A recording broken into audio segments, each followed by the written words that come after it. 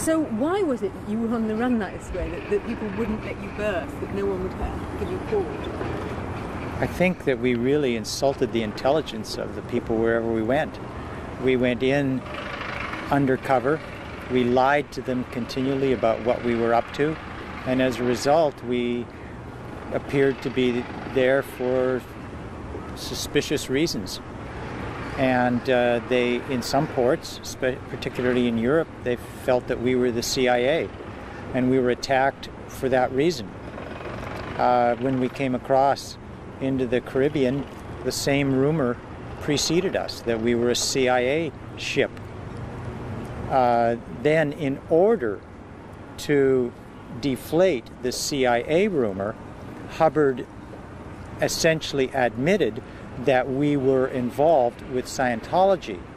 And his reasoning was that by saying that we were involved with we weren't really Scientology, we were managing Scientology. And Scientology, as you know, is opposed to the CIA, so we can't be the CIA. Well, what Scientology was also caused us a number of problems, and that also was why ultimately we lost the Caribbean ports. So we had to go somewhere. So Hubbard came up with the idea of setting up a land base. And it also was advantageous. He had come to realize that people were willing to pay astronomical sums of money to get close to him, to get auditing, in which he was supervising, to be close to the flagship itself. And so he saw that it could be a moneymaker to bring the whole operation ashore. Okay. Was he happier in Florida than he'd been on the ship, or did he still feel kind of paranoid and persecuted? Oh yeah, he was very paranoid and felt, I think, very persecuted during the Florida period. The Florida period for him was actually quite brief. We were at Daytona Beach for a couple of months, and then he moved to Dunedin, which is not far from Clearwater, and it was at first Daytona Beach and then in Dunedin where he really directed the setup of what became the Flag Land Base in Clearwater. But the base itself was under attack. Scientology was under attack. He was being looked for. His cover was blown, I think, by his barber or perhaps by his tailor in Dunedin, and he had to flee in probably February of 1976. So he was only there for just a couple of months. But it was a very troubling period for him. That was a period when I worked very closely with him. Our offices adjoined, and I saw him really very distraught on occasion. But I also observed that he met on a regular basis with Guardian's office personnel regarding the Clearwater operation, and that all of the Guardian's office dispatches and orders and so on about Clearwater went to him in his office in Dunedin. Just tell me about that incident at Christmas. I'm trying to get across this feeling that he used to feel the world, he was carrying the world on his shoulders and he couldn't trust anybody else. And you're talking about that Christmas incident. This was Christmas 1975, and we were at Dunedin, and we were both working that day, and he came out and was talking to me in my area, and I think there was a messenger there with me. We were working, and he was actually sobbing, somewhat blubbering, about how he has to do all the work and he's not going to get Christmas, and everybody else gets to take Christmas off but not him. So he really used to feel the world was on his shoulders, and despite the fact he was head of a huge organisation, it was him. Oh yeah, and you can read that in his material that he wrote about himself and his importance and why he was so much greater than anyone else, and how he needed to stir the soup and everyone was always failing him. It was an important facet of his character. Now, moving on now to the movie making, La Quinta. Why was it necessary for Hubbard to then be in so much deeper hiding and gone to La Quinta? Well, he had fled Florida because his cover was blown in Florida, and then he lived in the Washington D.C. area for a few months, and I was then sent out to Culver City with 3 other messengers to set up a staging area in a Culver City apartment. The intention at that time was to purchase some properties in the desert, and they ended up being purchased in La Quinta. But it was so that he could operate and control Scientology while remaining undercover. Why was he having to hide? Why was he on the run? Well, at that time there was a very big IRS investigation going on, and I think that he saw at that time the IRS, and there were also some other suits that the Guardian's office was involved in, and I don't recall the names of the suits. Maybe Goodrich. The Paulette Cooper matter was happening at that time, so he definitely wanted to be undercover. This predated by a little bit the FBI's raid on the organization in 1977, although by 1977, when that happened, he then fled from the La Quinta property and went to Sparks, Nevada, again to live more isolated from the organization because of the threat, at this time because of an FBI threat. And was the threat really that he would be indicted? Is that essentially what he was running away from? He'd have to appear in court? Oh, certainly. Oh, yeah. It was only when Mary Sue assured him that he was not going to be indicted, and this was in large part because of her taking the fall, the Guardian's office people who were indicted and charged and subsequently convicted all getting together to deny that Hubbard was in control and in fact had originated Snow White. Once that was in place, then he felt that it was okay to return from Sparks to to La Quinta at that time. Okay, so now we've got Hubbard the movie maker. What was he like? What was it like when he was making movies? What was his character like? Well, he was the director and he ran the whole thing. Unbeknownst to us at the time, the guy had written himself some $10+ million for these scripts which we were going to shoot. We were all being paid Sea Org wages, but he was the guy who was in charge, and every day he would come onto the set, he would order everyone around. He was loud, belligerent, and sometimes quite stupid. And what was just describing to me, you talked to me about him striding around the set and the messengers running behind him with his chair and all. Just describe that sort of picture he created as the great director. Yeah, he had his director chair, and he was always surrounded by a group of messengers. This was the time when it was quite visible to everyone that there was a messenger there to hold his ashtray to catch his ashes when he flicked them. But he performed, I would say, like an imagined general would on a battlefield, giving very short, clipped, belligerent orders.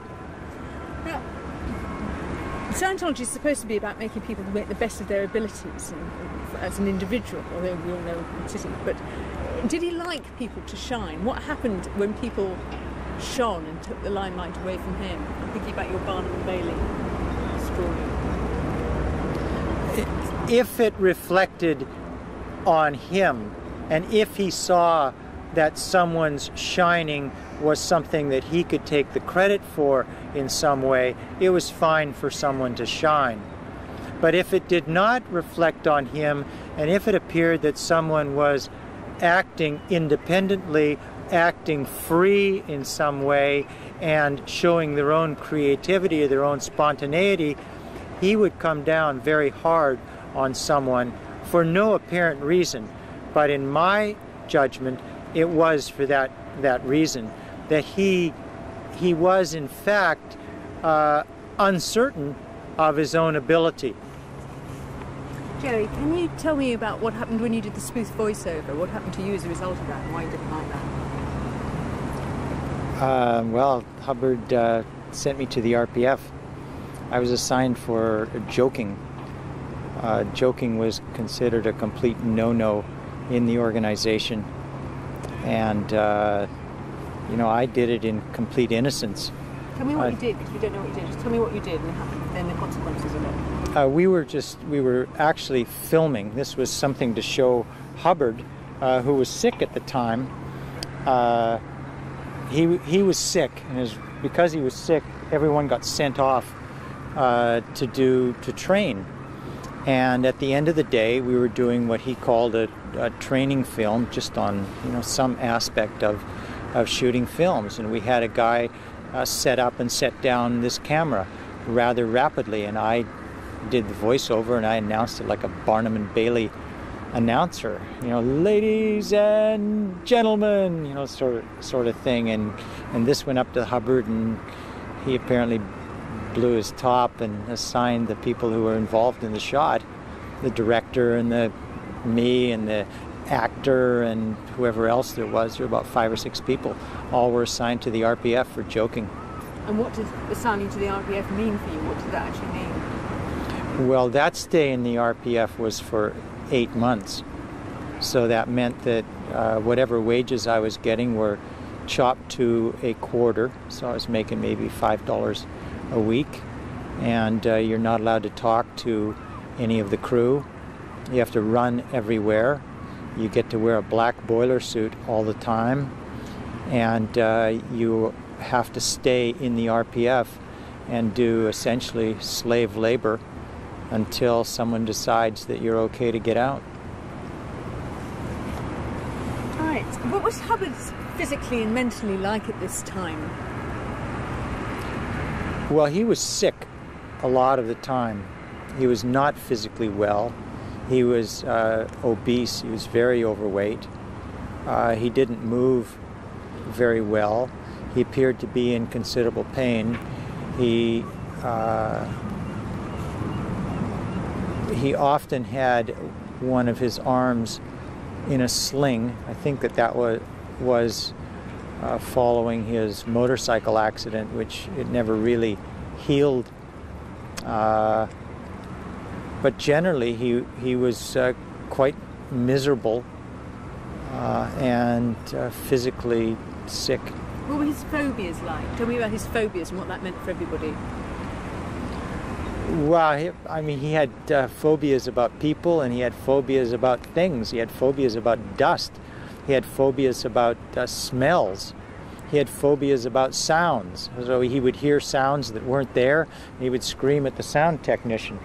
And he would see things that weren't there, and he would scream at the people who were framing the shot.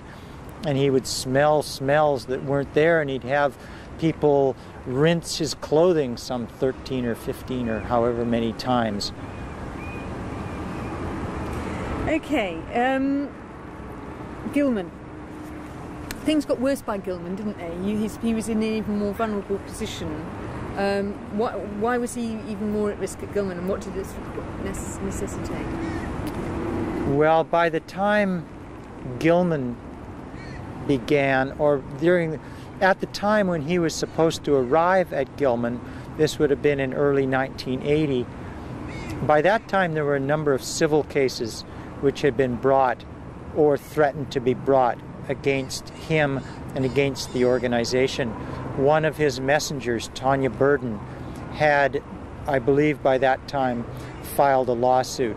The Lawrence Wallersheim lawsuit started around that time. And there were other litigation threats, and there was also the IRS threat at that time. So to sum up, he was more at risk. What did that require from your point of view in terms of looking after him? Well, Hubbard, when he really did not arrive to live on the property, and while we moved on to the Gilman Hot Springs property, he lived in an apartment complex in Hemet, which is some 5 or 6 miles away. He would occasionally arrive at the property, but under very tight security. He arrived in the back of a blacked-out van, and I was then responsible for his household staff at the Gilman property, and I was also responsible for his security when he arrived. So I would be notified in advance of his arrival and would be there to let him into a particular piece of the property which only he would arrive at. And so he had a house which we had renovated at the property, and he would arrive there. He met with Mary Sue Hubbard a couple of times at the property, and he also supervised some still photography work there. But it was very clear that he was growing progressively more paranoid, and also that in real life terms he had more reason to, because of the escalation of the litigation against him and the organization, and the IRS case, which was then going to trial in the next year or so. What did all this mean effectively for his control of the organization? Well, the possibility of communicating with Hubbard diminished during that period. He continued to control the organization as he wanted via the messengers. But the organization could not admit to there being any kind of communication with him, because if they admitted to being able to communicate with Hubbard, then those litigants would be able to effect service of process, and Hubbard would be drawn into the case. So we all had to lie about being able to communicate with Hubbard, and as a result, communications with him dropped off a lot. So his ability to directly communicate with and control the organization dropped off a lot during that period, and continued to drop off over the next couple of years. So was Miscavige Hubbard's chosen successor, and how did he compare to Hubbard? I don't know if he was Hubbard's chosen successor, but he compares in a lot of ways. He compares in the belligerence. He compares in the way I perceive that he has dealt with his conscience. A key aspect of understanding Hubbard is to know that he attempted through his own will to obliterate his own conscience. And I think that Miscavige is following. Miscavige understands that. Miscavige understands that lust for power and that determination to dominate other people. And in that, he's very similar to Hubbard. So at the end, what was Hubbard like by the end? You proofread Battleship Earth. You know, what did that show you? I think that from the time I first met Hubbard in 1971 through when I left the organization at the end of 1981, there was a clear diminishing of his powers, or the way he perceived his powers, and a withdrawal into himself. And I think that